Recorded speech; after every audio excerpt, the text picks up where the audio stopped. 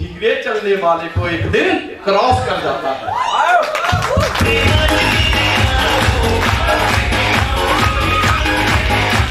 बात तो स्पीड की होती है। कई बार लोग कहते हैं सर वो कार के साथ टकराया और मर गया। मैं कहता हूं गलत।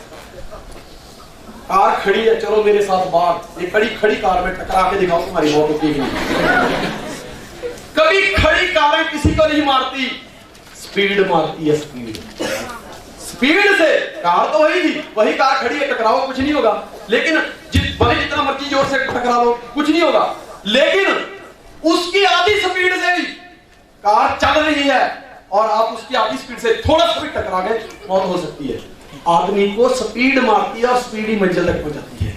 कहता fast and study win the race. अब ईगो, नशा कछुए के दिमाग से निकल के खरगोश के दिमाग में घुस गया। अब कछुए ने शोर मचाने शुरू कर दिया। कहता मैं इस जीत को जीत नहीं मानता, तूने चीटिंग करी है। अगर तेरे में दम है तो दोबारा दौड़ लगा के दिखा।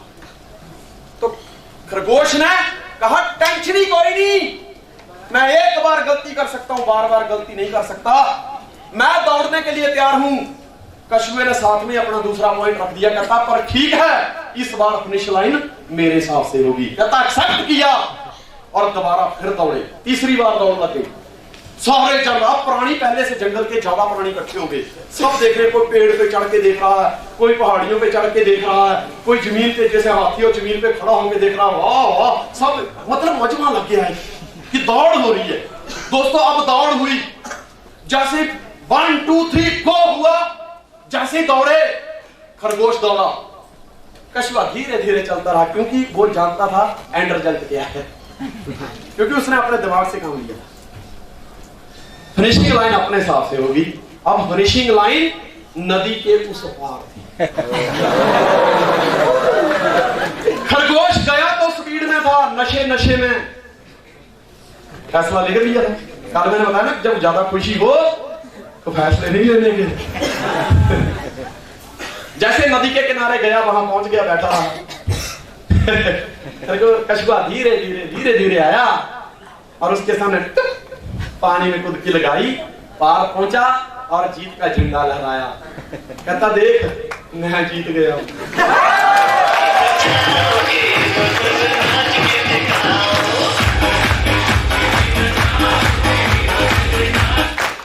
मैसेज ये निकल के आया कि जल्दबाजी में कभी भी फैसले मत लो, अपनी ताकत को पहचानो कि तुम्हारे अंदर क्या क्वालिटी है, उसके हिसाब से अपनी फिनिश लाइन रखो। आदमी का कद कितना है, उसकी हैसियत क्या है, उसके पास कितने पैसे हैं, कौन से शहर से बिलोंग करता है, ये मायने नहीं रखता। मायने ये रखता है वो जाना कहां चाहता है, उसकी अपनी हैसियत क्या, उस हिसाब से फिनिश लाइन रखता है, वो पहुंच जाता है। खरगोश कद में कछुए से कितना बड़ा था, लेकिन जरूरी नहीं कि दिमाग में भी कछुए से बड़ा हो। अब कछुआ जीत गया है, सब लोग कछुए को बधाई दे रहे हैं, सब प्राणी जंगल के कछुए को बधाई दे रहे हैं। और तीसरी बार मिस्टर प्रमोद जी ये जंग लड़ चुके हैं। अब तीनों का एक्सपीरियंस हो गया है और अब खरगोश को ये हार पसंद नहीं। कहता नहीं, उसने जैसे कछुआ नदी के उस पार से जब खरगोश के पास आया तो खरगोश कछुए को एक खोपचे में लेकर गया साइड में।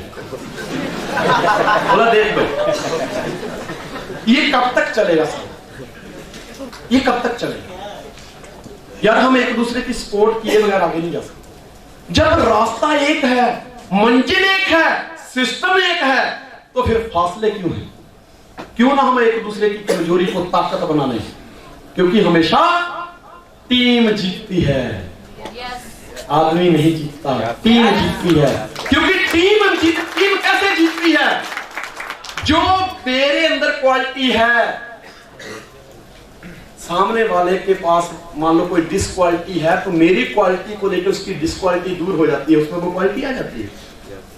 फिर हिंदुस्तान की जब हमारा क्रिकेट मैच होता है तो मुद्दा एक ही होता है कि इंडिया को जिताना है। जब कोई कैच पकड़ने दौड़ता है तो इधर से मान लो धोनी गया और साथ में उस कैच को पकड़ने विराट गया। अब मन में यह नहीं है कि कैच मेरे हाथ में, विराट अगर ये सोचे कि कैच मेरे हाथ में आ जाएगा मेरी पॉपुलैरिटी बढ़ जाएगी, या धोनी ये बात सोचे, तो इंडिया कभी नहीं जीत सकता। अगर दोनों के मन में यह है यार क्या फर्क पड़ता है कैच तेरे हाथ में है या मेरे हाथ में है, मकसद एक ही है, इंडिया को जिताना है।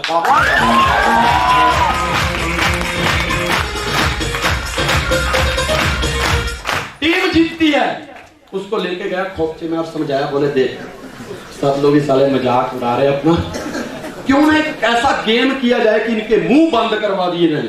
बोला वो कैसे? बोला जब मंजिल एक है, रास्ता एक है, तो क्यों ना हम साथ में चले। कछुए ने बोला कि तेरा प्लान क्या है?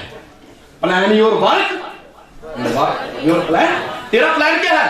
बोला प्लान सिंपल है, मेरे अंदर इतनी ताकत है कि मैं तेरे से ज्यादा स्पीड में जमीन के ऊपर दौड़ सकता हूं, लेकिन कमजोरी ये है कि मैं पानी में नहीं चल सकता। और तेरी कमजोरी ये है कि तू जमीन पे नहीं चल सकता, ताकत ये है कि तू पानी में चल सकता है। तो एक दूसरे की मदद करके हम बहुत आगे निकल सकते हैं। चल दोबारा चैलेंज ठोकते हैं और इस गेम को विन करते हैं। It is never, it's not over until I win. ये तब तक खत्म नहीं हो सकती जब तक हम जीत नहीं करते।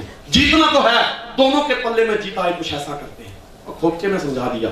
अब चौथी बार दौड़ने दो मिस्टर प्रभु जी। अब देखो बड़ी इंटरेस्टेड गेम हुई। चौथी बार जब दौड़े तब दर्शक बढ़ गए थे। जैसे पहली बार सेमिनार लगाते हैं तो 10-20 लोग ही होते हैं, दूसरी बार लगता है तो 40-50 होते हैं, तीसरी बार 150 और चौथी बार 500 और पांचवी बार तो जगह नहीं मिलती। अब वैसे ही हुआ, दर्शक बढ़ गए।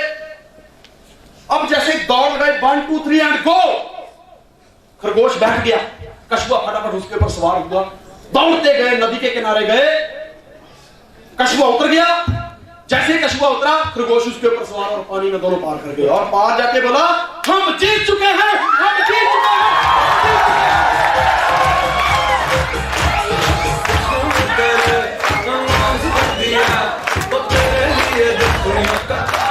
और उसी टाइम राइटर ने लिख दिया team work is better than individual work. Team हमेशा जीतती है, टीम की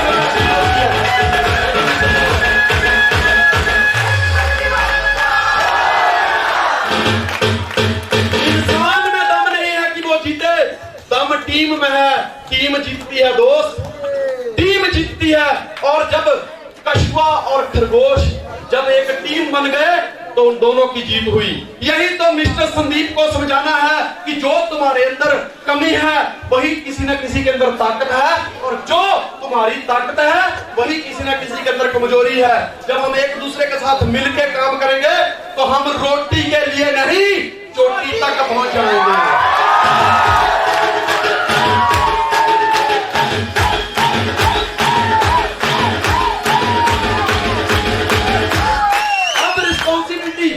मैं आपको बताता हूं कैप पे कौन कौन जाना जाता है। अभी प्लानिंग, ग्रिप प्लानिंग कैसे होती है? प्लानिंग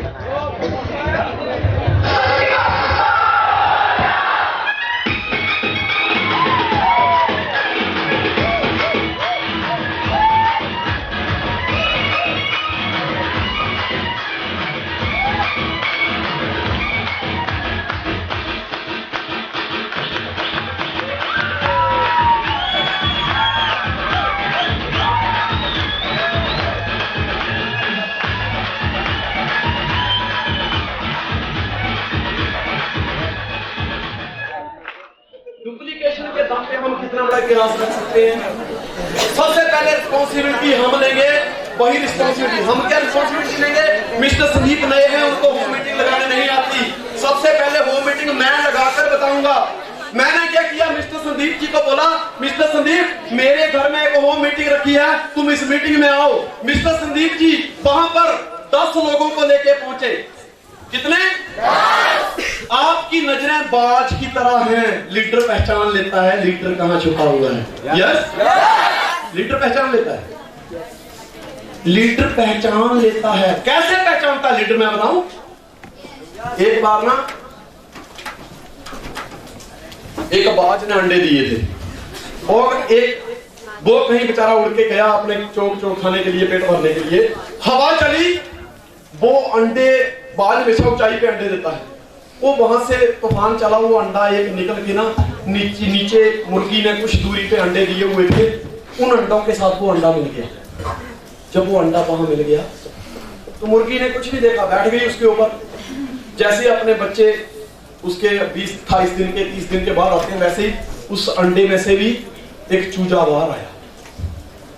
वो चूजा क्या करता है, धीरे धीरे रोज उन चूजों के साथ, वो बाज का बच्चा उन चूजों के साथ कुट कुट कुट कुट करके वो मुर्गी के पीछे घूमता रहता है और चोग खाता रहता है, और धीरे धीरे वो बड़ा होने शुरू हो जाता है। 2-3 महीने का होता है, उसका आकार बड़ा हो गया क्योंकि बाज का बच्चा था। वो आसमान की तरफ देखता है, आसमान की तरफ देखता है तो ऊपर बड़े पक्षी उड़ रहे हैं, जिसमें कुछ पक्षी उसके जैसे हैं। तो बाकी के चूजों को पूछता है, यार ये कौन है ऊपर?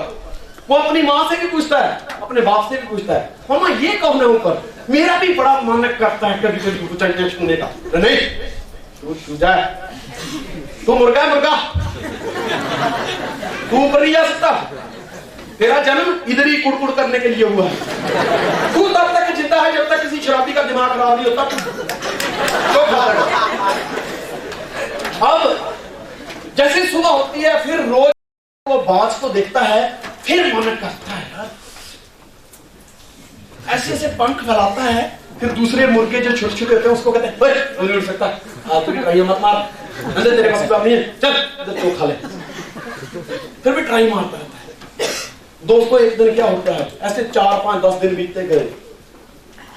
एक दिन क्या होता है, सुबह सुबह जैसे पिंजरे से निकला करता है, सारा देखा जाएगा। और जैसे पिंजरे से निकला उसने जोर की उड़ान भरी और हाइट पे पहुंच गया उनके साथ। दोस्तों उसने फैसला लिया, अगर उनकी सलाह मानता तो वो पूरी जिंदगी उधरी उनके बीच में कुड़कुड़ करता रहता और मर जाता। ऐसे बहुत मुर्गे हैं मिस्टर संदीप को हमने यही तो बताना है, ऐसे बहुत मुर्गे हैं छिंदवाड़ा में जो तुम्हें कहेंगे ना तू कुड़कुड़ी करने के लिए पैदा हुआ, तू कुछ नहीं कर सकता।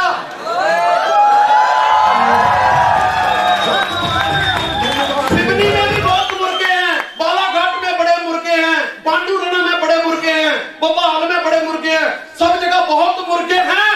लेकिन दोस्तों उनके बीच में प्रमोद जैसे, विजय हनुमत जैसे, सदाशिव जैसे और प्रियंक सूर्यवंशी जैसे, डी कनाके जैसे बाज भी बैठे हुए हैं जो ये जानते हैं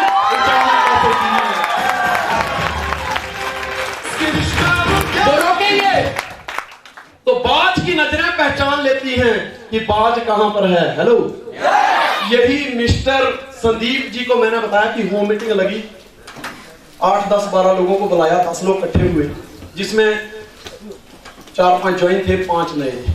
पहली होम मीटिंग लगी, 5 लोग आए अनज्वाइन।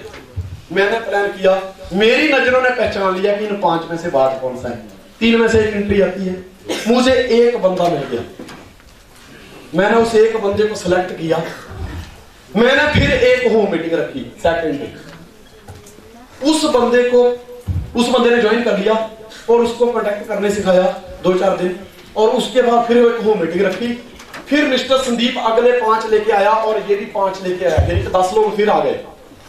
और होम मीटिंग कौन लगा रहा है, मैं या मिस्टर संदीप या आप लोग। 10 लोग अभी बैठे हुए हैं। आपकी पैनी नजरों में ये पता चल गया कि इन 10 में से 3 कौन से हैं।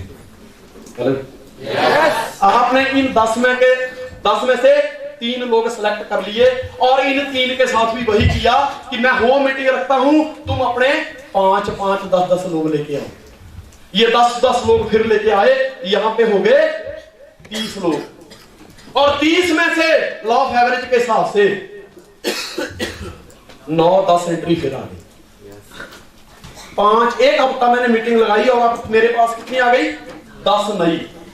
और पहले की कितनी है, 3, 13 लोग नए हो गए। हम इसमें से लॉ ऑफ एवरेज की पकड़ने की 10 लोग ही है। 10 लोग ज्वाइन हो गए। अब इन 10 लोगों की होम मीटिंग रखने स्टार्ट कर दी। हर बंदा अपने 10-10 लोग, अगली मीटिंग में ये 10-10 लोग लेके आए। तो कितने लोग हो गए? 100। और 100 में से एंट्री कितनी आई? 30। तीसरे हफ्ते फिर एक मीटिंग लगी जिसमें ये अपने 10-10 लोग लेके आए। तो अगले हफ्ते जो तीसरा हफ्ता है महीने का, 15 से 22 के बीच, ये 30 लोग अपने 10-10 लोग को लेके आए। 300 लोगों की मीटिंग लगी और 90 लोग फिर आ गए। 90 लोगों की ज्वाइनिंग आ गई। चौथे हफ्ते at the end of the month, चौथे हफ्ते फिर एक मीटिंग लगी। ये 10-10 लोगों को लेके आए। 900 लोग इकट्ठे हुए और 270 एंट्री आ गई at the end of the month. मैं कहता हूं at the end of month ना पकड़िए, हर महीने के हिसाब से लिखिए। तो चौथे महीने 270 एंट्री आ गई, यानी कि हमें कैप के लिए 250 एंट्री चाहिए। 270 आ चुकी है। अगले 4 महीने के बाद you are on the cap.